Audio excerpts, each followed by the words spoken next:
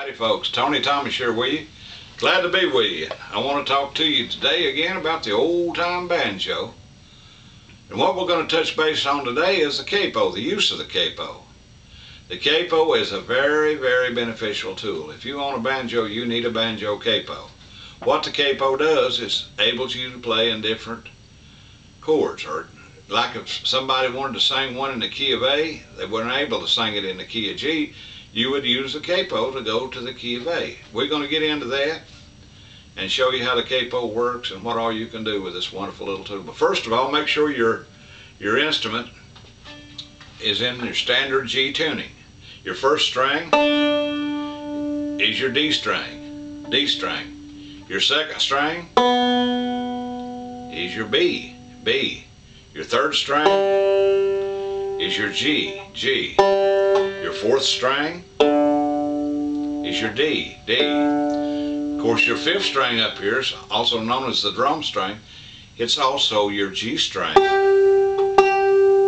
That's the string that people don't note very much, is that fifth string, your drum string. But anyway, we're going to talk about this little device here, the capo, and tell you a little bit how it works.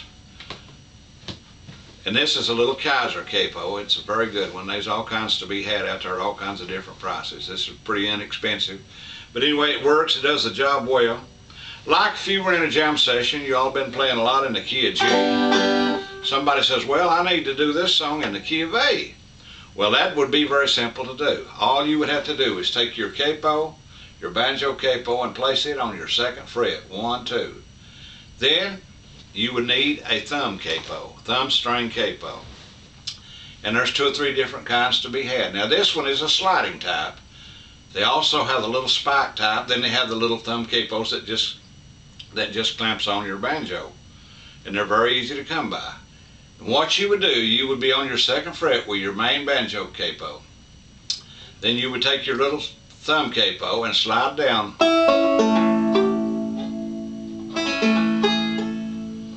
You slide that thumb capo down 1, 2, 3. 3 frets from your fifth string tuner, your key there.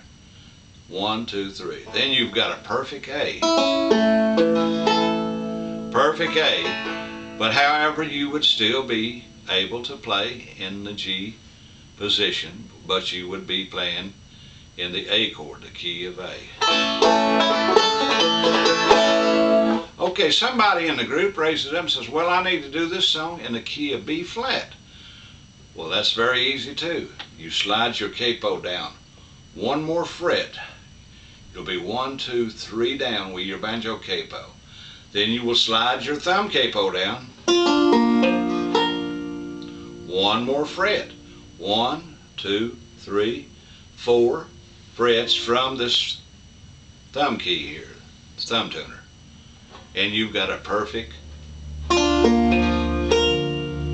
B flat. So you're ready to pick and sing or whatever in the key of B flat. Alright, somebody needs to do a song, a bluegrass song or whatever. A lot of people play in the key of B. All you got to do is take that capo and go 1 fret down, 1 more fret down, 1, 2, 3, 4 frets down with your banjo capo. Then your slide 1, 2, 3, 4, 5 down from your thumb tuner. With your thumb capo, you got a perfect B. Now you're in the key of B. It goes on and on. Now if somebody's wanting to play in the key of C, okay, you go 1, 2, 3, 4, 5 frets down. You'll have to turn your capo over backwards in order to get this one. But anyway, then you take your thumb capo 1, 2, 3, 4, 5 frets down with your thumb slide capo 1, 2, 3, 4, 5.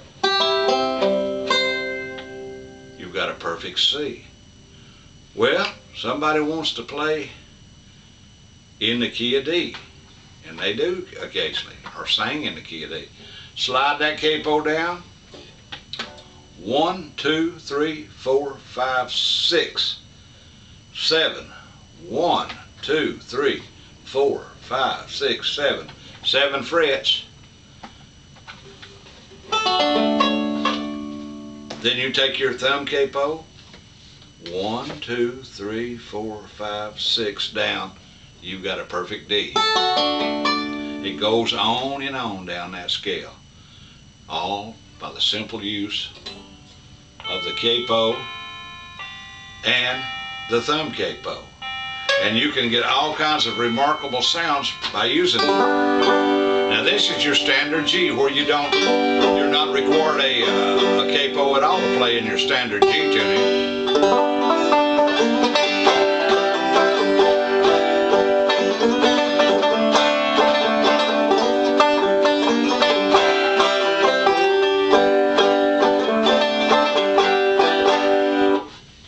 That was just in standard G tuning, and a capo is not required for that. Just use that capo the way I've instructed you to, and it will be beneficial. You just got to have one if you're playing with groups or to fit your singing range. I mean, this capo is something every banjo player needs.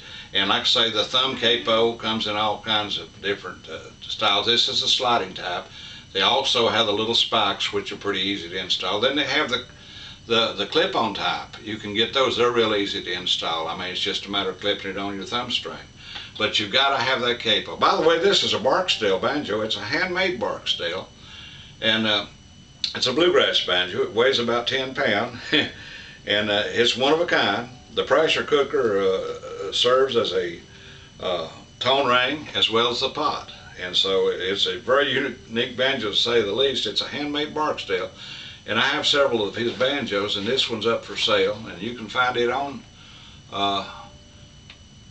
eBay, handmade bark steel. But anyway, I hope you picked up something other and learned how to use a capo. It's very easy to use. Just go out at the music store and pick you up a capo, and that, like I say, it enables you to play in all kinds of different keys. And that way you're ready to go to the jam sessions and do what you got to do. So I hope you picked up something. If you have any questions or anything, I'm always willing to answer all questions. You can just give me a message here on YouTube, and I'll get right back to you. So you all hang in there with that banjo picking and just pick up a storm. I'll catch y'all later. God bless.